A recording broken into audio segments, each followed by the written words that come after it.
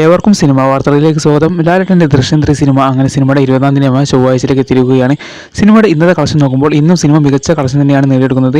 സിനിമയുടെ ഇന്നത്തെ presale collection നോക്കുമ്പോൾ ഇന്ന് സിനിമയ്ക്ക് പ്രീസെയിൽ കളക്ഷൻ വന്നിരിക്കുന്നത് 31 ലക്ഷം രൂപയോളമാണ്. അപ്പോൾ സിനിമയ്ക്ക് ഇന്നും കേരളത്തിൽ നിന്ന് 60 ലക്ഷം രൂപയോളം കളക്ഷൻ വരുമെന്ന് ഉറപ്പായിരിക്കുകയാണ്. സിനിമയുടെ ഇന്നലെ വരെയുള്ള കളക്ഷൻ നോക്കുമ്പോൾ നമ്മൾ ഇന്നലെ പറഞ്ഞതുപോലെ സിനിമ 70 ലക്ഷം രൂപയോളമാണ് ഇന്നലെ നേടിയെടുത്തത്. അങ്ങനെ സിനിമ വെറും 19 ദിവസം കൊണ്ട് 239 കോടി രൂപയോളം വേൾഡ് വൈഡ് നേടിയെടുത്തിരിക്കുകയാണ്. സിനിമയുടെ കേരള കളക്ഷൻ 86 കോടി മുതൽ വന്നിട്ടുണ്ട്. സിനിമയുടെ ഇന്നത്തെ കളക്ഷനിലേക്ക് കടക്കുമ്പോൾ ഇന്ന് സിനിമയ്ക്ക് നമ്മൾ എക്സ്പെക്ട് ചെയ്യുന്ന കളക്ഷൻ 1 കോടി രൂപയോളമാണ്.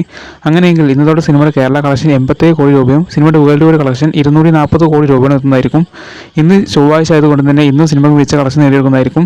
വെറും 20 കോടി ബഡ്ജറ്റിലെത്തിയ ഈ സിനിമ 200 കോടിക്ക് മുകളിൽ കളക്ഷൻ നേടിയെടുത്തിരിക്കുകയാണ്. സിനിമ വൈകാതെ തന്നെ 250 കോടി കളക്ഷൻ എത്തുമെന്നാണ് നമ്മൾ പ്രതീക്ഷ. വരുന്ന ദിവസങ്ങളിൽ സിനിമ നിർണായക ദിവസങ്ങളാണ്. അതുകൊണ്ട് തന്നെ സിനിമ എത്ര വരെ കളക്ഷൻ എടുക്കും നമുക്ക് കണ്ടറിയാം.